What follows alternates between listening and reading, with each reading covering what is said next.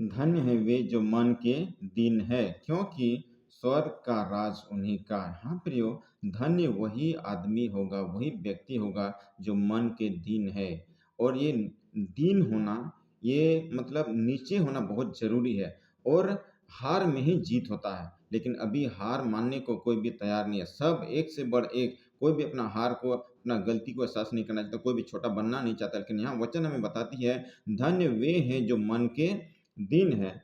आगे कहता है, धन्य है वे जो शोक करते हैं, क्योंकि वे शांति पाएंगे। शोक हम किसके लिए शोक करते हैं? हाँ प्रियो, हमें शोक करना जरूरी है, हमें दुखित होना जरूरी है। जब अगर हम अभी दुखित होंगे, अभी हम रोएंगे, अभी हम आंसू बहाएंगे, तो बाद में हम आनंदित होंगे। लेकिन लोगों को चाहिए, अभी लोगों को खुशी चाहिए। बाद में देखा जाएगा, बाद में क्या होगा नहीं होगा। लेकिन बात यह है, बाइबल में बताते जो आंसू बहाते हुए बोते हैं, वे जय जयकार के साथ में काटेंगे। आगे है प्रियो, धन्य है वे जो नम्र है, क्योंकि वे पृथ्वी के अधिकारी होंगे। हाँ प्रियो, धन्य वही होगा जो नम्र है।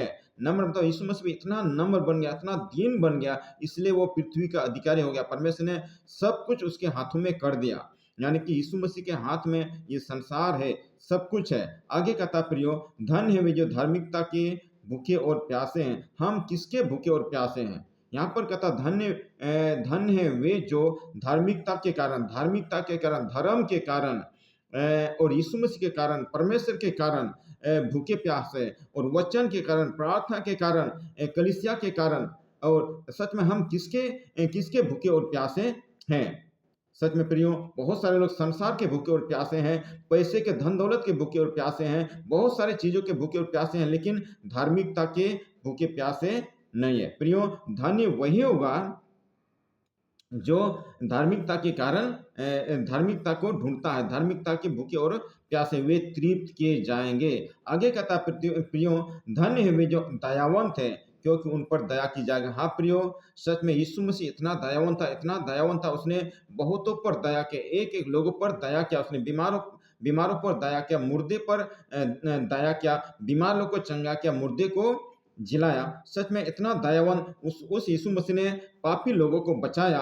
और जबकि संसार में जो देवी देवता आए थे, पापी लोगों को नाश किया, दुष्ट लोगों को नाश किया। सच में प्रियो, यीशु मसीह का काम है बचाना। यीशु मसीह इस संसार में इसलिए आए थे कि जितने भी पापी लोग हैं उनको बचाने के लिए यीशु मसीह इस संसार में आए थे।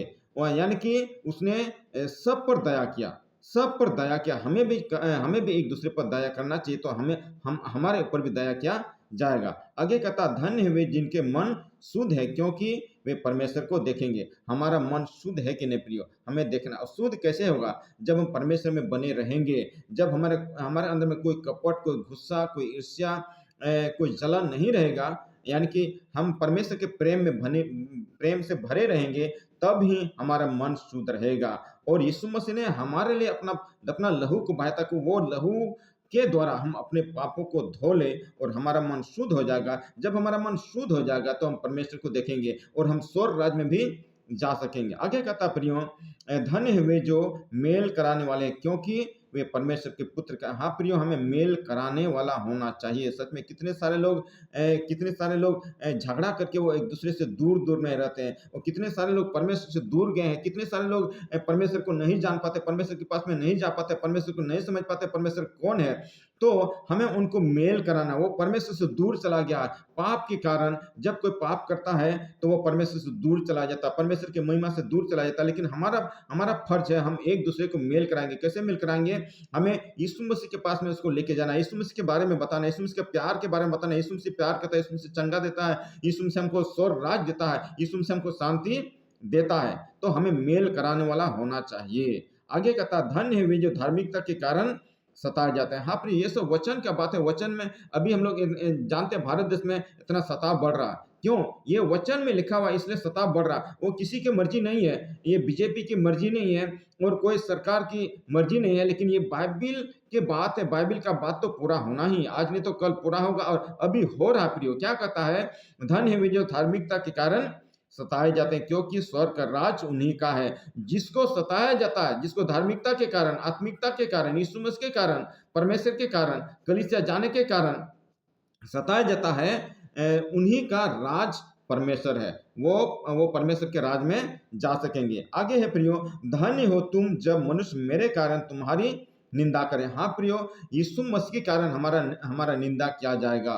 यीशु मसीह के कारण हमको लोग अच्छा नहीं समझेंगे, क्योंकि हमने उसका झुंड को छोड़ दिया और उसके साथ बैठना छोड़ दिया, उसके साथ संगति करना छोड़ दिया, उसके साथ दारू पीना छोड़ दिया, उसके साथ हमने गद्दारी करना छोड़ दिया, इसलिए वो हमको अच्छा नहीं समझेंगे, हमारी निंदा करेंगे, वो हमारी निंदा करेंगे। आगे कहता है और सताए, वो हमको निंदा करेंगे और सताएं और झूठ बोल बोल कर तुम्हारे विरोध में सब प्रकार की बुरी बातें कहें, और वो झूठ बोल करके हमारे विरोध में सब प्रकार की बुरी बातें कहेंगे। तब आगे कहता प्रियो, ये बहुत बड़ी बात है यहाँ पर, तब आनंदित और मगन होना। हाँ प्रियो, सच में तब हमें आनंदित और मगन होना है।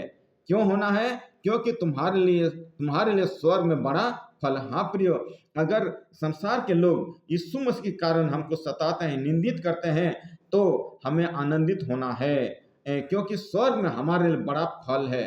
तो जितने भी लोग सताए जाते हैं और जितने भी लोग प्रताड़ित किए जाते हैं, यीशु मसीह के कारण उसको दुखित किया जाता है, उसको मारा जाता है, तो वो कहता, वचन में कहता मगन और आनंदित होना, क्योंकि स्वर्ग में तुम्हारे लिए बड़ा फल है। इस वचन के अंदर परमेश्वर से हर एक को आशीष दे। आमीन।